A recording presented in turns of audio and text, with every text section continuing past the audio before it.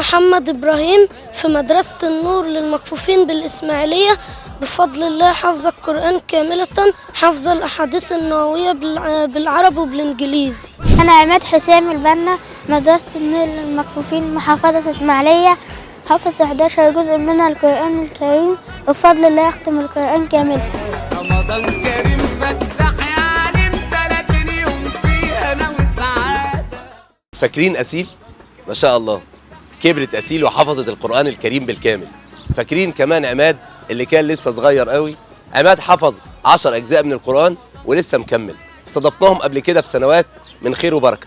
عماد قابل أسيل، وأسيل عاوزة تقابل أحمد محمود عبد الحليم اللي حافظ القرآن الكريم بالكامل، واللي كان مثله الأعلى الشيخ محمد متولي الشعراوي. احنا بقى حبينا نلبي رغبة أهل القرآن، وهنعمل فكرة حلوة جدا، إننا هنوقف أحمد محمود في الشارع بالصدفة بالترتيب مع والده، علشان يشوف أسيل ويشوف عماد ونشوف الثلاثة وهم بيتعاملوا مع بعض وكلامهم عن القرآن الكريم.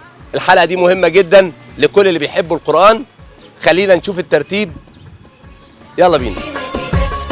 وكريم والله وكرامته أغلى رزقه على الله وزيادة. رمضان كريم فتح يا عالم 30 يوم فيه أنا وسعادة. قعدة رمضان حلوة يا جدعان، شهر الإحسان كل عباد. يا عزمي الهدف داخل علينا، الهدف داخل علينا، الهدف داخل علينا. اهو اهو، يلا بينا يلا بينا، يلا يلا، تعالى تعالى تعالى هنا. عليكم السلام، يا مساء الفل، ازيك؟ الحمد لله. فاكرني ولا لا؟ استاذ سامح. طب الاول بس انا عارفك راجل ما بتكدبش ابدا، يعني انت تعرف ان انا هنا؟ لا جاي كده بالصدفه؟ بابا قال لك رايح فين؟ ما اعرفش، كنت بتعلم اسوق. بابا بيقول لك تعالى اعلمك سواقه. احمد طالع من البيت يتعلم السواقه، احنا سيبنا اسيل. انت ازاي؟ تعالي. اسيل اسيل اسيل اسيل اسيل اسيل اسيل اسيل واحمد يا سيدي. دي اسيل محمد ابراهيم، عارفها؟ وده عماد. الاثنين اسيل حفظت القران الكريم بالكامل، وهي عماد حفظ 10 اجزاء من القران الكريم. انت بقى وصلت لايه؟ قول لي بعد لقاء السنه اللي فاتت. جودت القرآن مع الدكتور على فضيلة الدكتور محمد الزعيم، وحصلت على إجازة في حفظ. الله اكبر. طيب يا عماد، عايز تقول ايه لاحمد؟ ازيك يا أحمد، عامل إيه؟ الحمد لله. كل سنة وأنت طيب. هم حبوا يشوفوك. وأنا كمان حابب أشوفهم. انت شفتهم قبل كده؟ اه. طيب ايه رايك في اسيل؟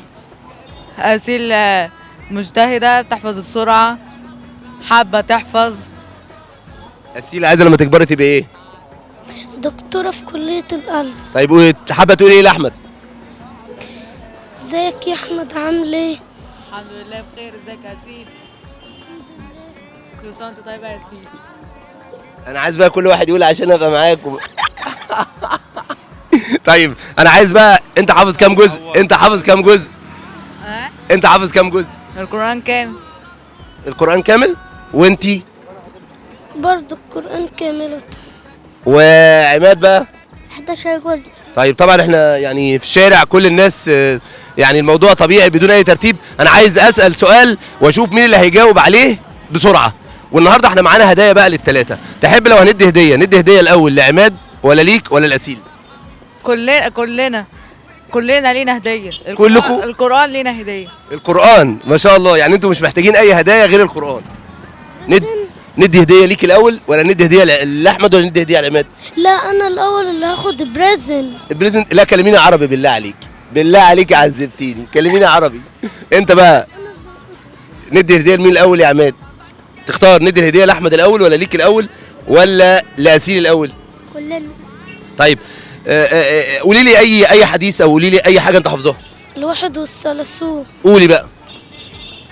الحديث الواحد والثلاثون عن أبي العباس سهل بن سعد الساعدي رضي الله عنه قال: جاء رجل أنا النبي صلى الله عليه وسلم فقال: يا رسول الله دلني على عمل إذا عملته أحبني الله وأحبني الناس. فقال: ازهد في الدنيا يحبك الله، وازهد فيما عند الناس يحبك الناس. حديث حسن رواه ابن ماجه وغيره بأسانيد حسنة. الله الله الله الله، عسل عسل عسل عسل. انت بقى يا عماد حافظ حديث؟ قول لي حديث. الحديث الأول عن أمير المؤمنين عمر بن الخطاب رضي الله عنه قال: قال رسول الله صلى الله عليه وسلم إنما الأعمال بالنيات وإنما لكل امرئ ما نوى فمن كانت هجرته إلى الله ورسوله فهجرته إلى الله ورسوله ومن كانت هجرته لدنيا يصيبها أو امرأة ينكحها فهجرته إلى ما هاجر إليه صدق رسول الله صلى الله عليه وسلم. الله الله الله الله. مولانا بقى فضيلة الشيخ أحمد محمود عبد الحليم، قول لنا حديث.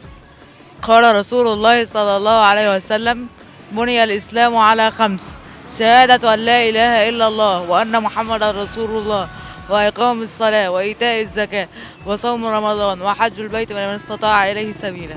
اللهم صل على النبي. أظن دول بقى أعظم ناس ممكن تقابلوهم في حياتكم، ممكن تشوفوهم، دول أهل القرآن. نمسك بقى المايك علشان نبدأ نطلع الهدايا. امسك دي، امسك بقى، أنت اللي هتبقى المذيع. خلاص أنت المذيع وأنا الضيف.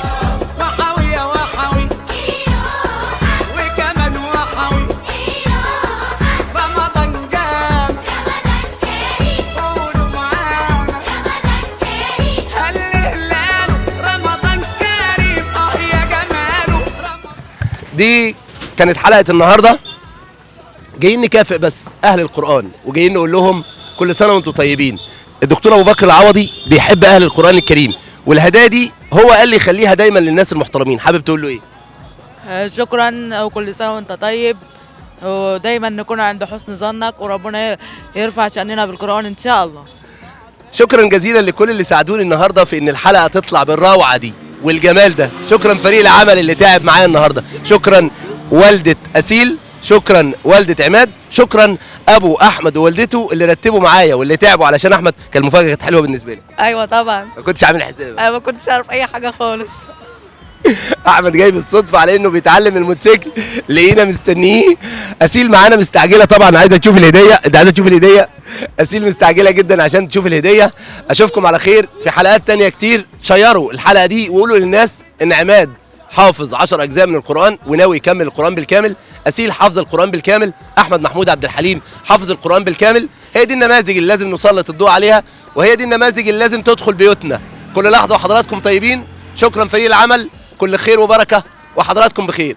نشوفكم بكره في حلقه جديده من خير وبركه. يا جماله رمضان كريم فوانيس ولعة لمبة وشمعة رمضان كريم زي العادة من ده على ده وكل يوم عندنا في جديد. الراعي الرسمي لبرنامج خير وبركة مجموعة معامل دكتور أبو بكر العوضي بمركز الحسنية بمحافظة الشرقية، وكل عام وأنتم بخير.